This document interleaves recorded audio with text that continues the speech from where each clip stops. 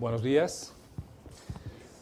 Bueno, primero los felicito porque ya en tiempo de Navidad y de villancicos han hecho presencia. Mucha gente sale de vacaciones, pero también es un buen tiempo para seguir aprendiendo y repitiendo estos temas tan importantes como es el manejo de la hipertensión arterial. Este título en el que vamos a trabajar, que es muy amplio, pero pues vamos a hacer énfasis en algunas cuantas cosas. ¿Qué hacer? ¿Qué no hacer? ¿Y cuándo remitir? El médico general quizás es el médico del grupo de médicos que más contacto tiene con el paciente hipertenso. Muchas veces nos remiten los pacientes como especialista, pero pues el paciente regresa nuevamente al médico general, por lo cual es muy importante el conocimiento y el manejo que el médico general pueda darle al paciente hipertenso. Más del 90% de los casos de hipertensión no tienen una causa identificable y corregible, por lo que requieren de tratamiento crónico. Desde el punto de vista epidemiológico, la encuesta nacional de salud, aquí hecha en Colombia, en el 2007, revela que el 22.8% de la población adulta colombiana tiene hipertensión. Pero miren, no más del 40% de estas personas consigue un adecuado control de las cifras tensionales de tensión arterial. Estuve revisando el registro de países, el país que lleva el mejor control se llama Canadá. Entonces, Canadá tiene un control aproximado del 68% de la hipertensión arterial. Y ellos sacan sus citas anualmente. Entonces, es un país que vale la pena mirar qué es lo que ellos están haciendo. En esta primera pregunta que hacemos, ¿qué hacer? El médico general tiene que ver con lo que es prevención, diagnóstico, tratamiento y seguimiento. Entonces vamos a tocar cosas muy generales. A nivel de prevención, el médico general tiene mucho que hacer y debe tener una buena relación médico-paciente y trabajar en estos temas como son el control de peso, la vigilancia de peso del perímetro abdominal, el inicio del ejercicio regular aeróbico, la dieta para frenar la hipertensión arterial, ¿sí? La dieta DASH, el inicio de la dieta hiposódica, el límite de la ingesta de alcohol, el suspender el tabaquismo, la reducción de cafeína, la reducción del estrés, el monitoreo regular de la tensión arterial y el soporte familiar, la integración con la red de apoyo. En esto del tema dietario, las guías canadienses aportan que es importante en los pacientes de riesgo para desarrollar hipertensión arterial el suplemento de una dieta que sea rica en potasio. Esa es una de las 3 actualizaciones que hizo las guías canadienses. El suplemento en potasio para los pacientes de riesgo.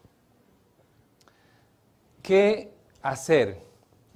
Y la historia clínica de los pacientes comienza con el médico general. Quizás realmente tenemos que reconocer a nivel del especialista, va muy orientado en su historia clínica, pero es mucho el apoyo que recibe de una historia clínica que sea completa. Entonces, es muy importante que se haga una adecuada clasificación de la tensión arterial, teniendo en cuenta sus valores, las comorbilidades, factores de riesgo concomitante y la determinación del compromiso de órganos blancos.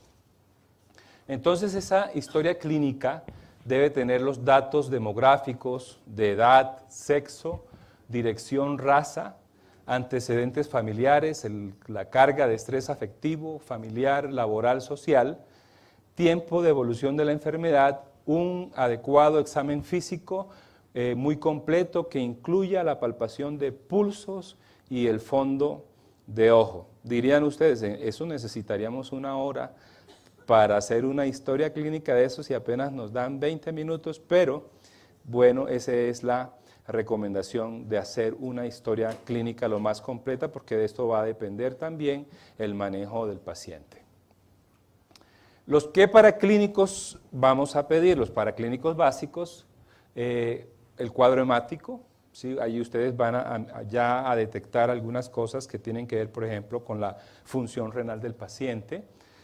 Función renal, el examen de nitrógeno ureico sérico, la creatinina, el ácido úrico, pedir colesterol total con sus fracciones y triglicéridos, glicemia basal y postprandial, parcial de orina y sodio y potasio sérico. Pueden existir muchos más exámenes, pero estos son los exámenes básicos. Si tenemos un paciente en el cual se sospeche una hipertensión secundaria, allí aparecen otra lista de exámenes que tienen que ver con, por ejemplo, mirar cómo está el sodio, el potasio sérico, mirar los niveles de aldosterona, los niveles de cortisol, de cetosteroides, de catecol, ortometiltransferasa, pero eso no es lo usual. Y estos son los exámenes básicos para comenzar el manejo del paciente. El electrocardiograma, ¿sí? En sujetos mayores de 55 años nos va a servir para mirar el ritmo del paciente, para mirar básicamente si hay un compromiso de órgano blanco, si hay hipertrofia o no hay hipertrofia, y sigue siendo válido el tradicional índice de Sokolov-Lyon. Y se menciona como algo más nuevo el índice de doble producto del voltaje de Cornell, que lo que tiene en cuenta es la duración del QRS multiplicado por el voltaje de ese QRS. El ecocardiograma, pues para los que practicamos ecocardiografía, qué bueno que nos remitan pacientes, hacemos mucho más volumen, pero no es un examen de primer nivel para remitir a todo paciente a hacerle ecocardiograma. Se debe enviar especialmente a aquellos pacientes que ya tienen alteración de su clase funcional, y si por el electrocardiograma tienen sospecha de que el paciente ya esté desarrollando hipertrofia ventricular izquierda. Y esos son los parámetros definidos para hipertrofia ventricular izquierda. ¿Qué hacer? Lo primero que ustedes van haciendo, ya tienen una historia clínica completa ya con su examen físico, ya solicitaron los paraclínicos, deben enfocarse en que ustedes deben establecer unas metas. Ya la han repetido en las diferentes charlas, ese número mágico que tenemos ahora, 140, 90. Esas son las metas y ustedes deben concentrarse porque las complicaciones a nivel de los diferentes órganos, llámese cardiovascular, renal, a nivel del sistema nervioso central, tiene que ver directamente con el control, con la obtención de esas metas. Así que debemos concentrarnos en ese objetivo. Se revisan de modo más flexible las recomendaciones para el tratamiento de la hipertensión arterial en el anciano, que ya el doctor Manuel Lombo nos estuvo explicando ampliamente. Cuando ya ustedes tienen un diagnóstico y viene la pregunta, ¿iniciamos tratamiento? Entonces, se recomienda que sea inmediato en los pacientes con grado 2 y 3, niveles de presión arterial sistólica, si es mayor de 160 milímetros de mercurio, no tiene discusión alguna. Ese paciente debe tener un inicio inmediato de su tensión arterial. Desde luego que hay que tener las recomendaciones que explicaba el doctor del Castillo, de cómo se tomó esa tensión arterial, si tuvo el tiempo de reposo, si se tomó adecuadamente.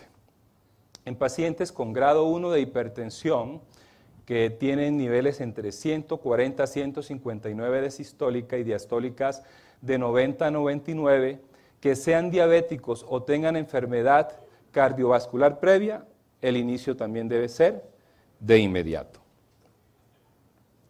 Si el paciente se presenta como un hipertenso grado 1 con riesgo bajo o moderado, y no hay estudios concluyentes sobre la oportunidad de iniciar de inmediato el tratamiento, debería considerarse las cifras en la consulta si son persistentemente altas tras un tiempo razonable de medidas no farmacológicas o si se confirman que continúan elevadas en el mapa o en la automedición de presión arterial que se realiza el paciente en casa.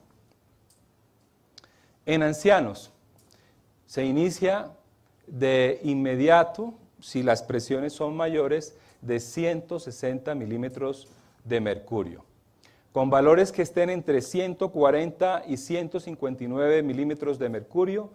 La clase de recomendación para el inicio de tratamiento es considerable y ahí lo más importante va a ser ese seguimiento y esa determinación. Si el paciente persiste con esas cifras en los diferentes tipos de medición, entonces debe procurarse tener los valores por debajo de 150 milímetros de mercurio.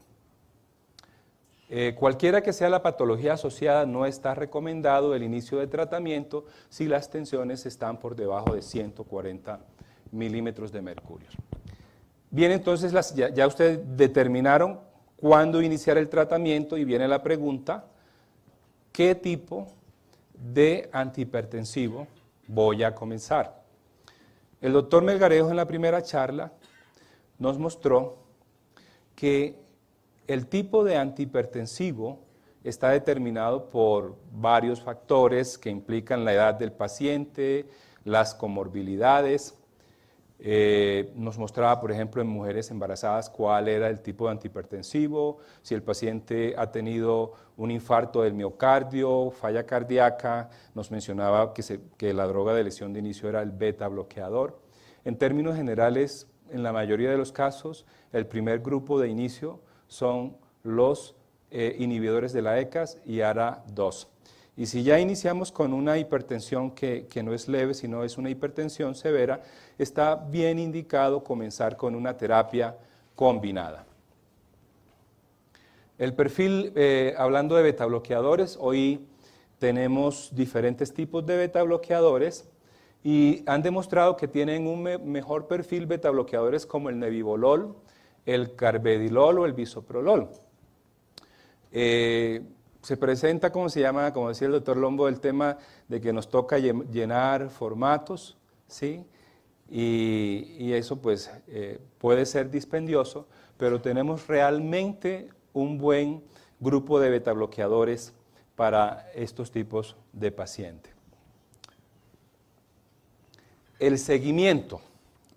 El seguimiento de los pacientes, es el mismo de un principio, vamos andando, y el propósito de ese seguimiento debe concentrarse en que se alcancen las metas.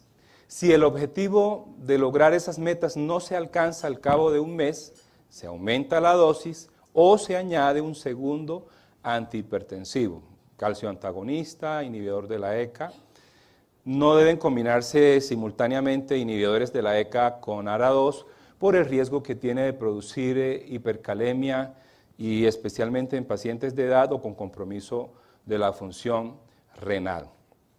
Aquí ya nos aparece una primera indicación de cuándo remitir a un especialista. Ustedes ya han probado 2 agentes antihipertensivos a sus dosis máximas y sin efectos secundarios y el paciente continúa hipertenso, ya ustedes piensan en la remisión para ese tipo de pacientes. Si no se alcanza, se puede añadir, uno podría pensar hasta 3 antihipertensivos, donde uno de esos 3 antihipertensivos debe ser un diurético. Entonces ahí se hace esa pregunta, ¿cuándo remitir? ¿Sí? Entonces ya lo decimos, si no se han alcanzado la meta con más de 2 o 3 antihipertensivos que incluye el agente diurético. cuando hay comorbilidades complejas o que están fuera de control, cuando hay sospecha de compromiso cardiovascular, un paciente que está deteriorando su clase funcional o que ya les está diciendo que es que le duele el pecho, o cuando se sospecha que pueden ser efectos secundarios a medicamentos, pero se ha hecho la corrección y esos efectos continúan. Compromiso de órganos blancos, los primeros que uno está mirando la mano continuamente en cada consulta, el corazón y el riñón, se están haciendo exámenes periódicos, se está estudiando la función renal y se está mirando tanto clínica como paraclínicamente si hay compromiso a nivel cardiológico, a nivel cardiovascular. Para pacientes que son diabéticos es importante que los pacientes tengan al año mínimo unas 2 veces al año un estudio de microalbuminuria para ver si ya hay compromiso de la función renal. Este es un tipo de pacientes de frecuente remisión al especialista, que es la llamada hipertensión refractaria. La hipertensión arterial refractaria o resistente se define el paciente con un tratamiento antihipertensivo cuando no se obtiene un adecuado control de la presión arterial por debajo de 140, 90 milímetros de mercurio o cifras incluso inferiores en hipertensos de alto riesgo, mediante un tratamiento antihipertensivo con 3 o más fármacos, incluido un diurético a las dosis adecuadas. En la mayor parte de los casos, la presión arterial permanece no controlada debido a la falta de control de la presión arterial sistólica. En primer lugar, es necesario descartar la falta de cumplimiento de la medicación antihipertensiva. En la práctica médica nos estamos viendo con mucha frecuencia una epidemia de pacientes con síndrome de apnea obstructiva del sueño como una de las causas principales de hipertensión resistente al manejo. Y va a requerir el manejo de esa patología de base, con lo cual se logra una mejoría, especialmente en las cifras sistólicas nocturnas de estos pacientes. ¿Qué no hacer? Tenemos que tener en cuenta, y como médicos generales, que ustedes no están solos, sino que ustedes son parte de un equipo de trabajo, de un equipo interdisciplinario. No retenga al paciente manteniéndolo en piloto automático. Cuando digo piloto automático es que la evolución dice paciente buena evolución igual medicación. Eso no se debe hacer. El paciente va pasando el tiempo, envejece, cambian sus circunstancias, sus nuevas comorbilidades aparecen, entonces no debemos continuar y debemos enfocarnos en esas nuevas circunstancias que pueden ir apareciendo en el paciente. Y siempre, como digo, manteniendo la mira en lograr las metas para ese tipo de paciente. En conclusión, el médico general juega un papel importante en el diagnóstico, en la clasificación de la severidad, el inicio del tratamiento, la prevención de complicaciones y seguimiento del paciente. Es importante en la adherencia al tratamiento. Es importante para que el paciente haga cambios en el estilo de vida y hace parte de ese equipo interdisciplinario. Una remisión oportuna evita complicaciones. Muchas gracias.